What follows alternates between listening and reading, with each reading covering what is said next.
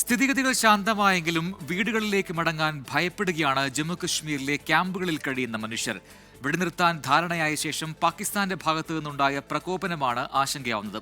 അതേസമയം ഒളിച്ചു കഴിയുന്ന ഭീകരവാദികളെ പിടികൂടാൻ വിവിധ ജില്ലകളിൽ വ്യാപകമായ പരിശോധന ഇപ്പോഴും തുടരുകയാണ്.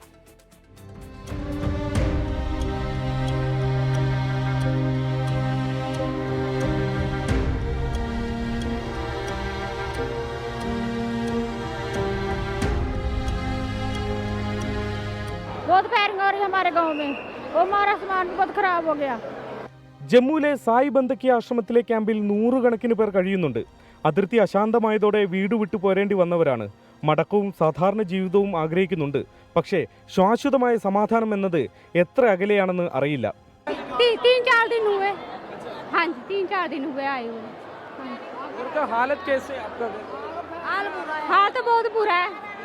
നിയന്ത്രണ രേഖയിൽ വെടിവെച്ച് നിലച്ച കാലം ഉണ്ടായിട്ടില്ല.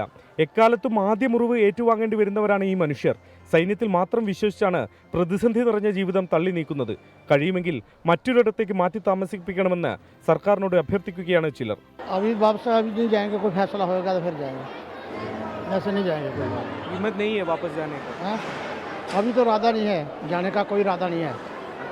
ഇന്ത്യൻ സൈന്യം വെടിവെച്ചിട്ട പാക് ഡ്രോണിന്റെ ഭാഗങ്ങളിലൊന്ന് പതിച്ച് ഉദ്ധംപൂരിലെ വ്യോമത്താവളത്തിലുള്ള സൈനികൻ വീരമൃത്യു വരിച്ചു.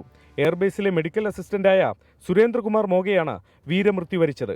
അതേസമയം ജമ്മു കാശ്മീരിൽ ഭീകരവിരുദ്ധ നടപടി ശക്തമാക്കുകയാണ് ജമ്മു കാശ്മീർ പോലീസ്. കുൽഗാം അടക്കം പല ജില്ലകളിലും പുലർച്ചെ മുതൽ സ്റ്റേറ്റ് ഇൻവെസ്റ്റിഗേഷൻ ഏജൻസിയുടെ റെയ്ഡ് നടക്കുന്നുണ്ട്.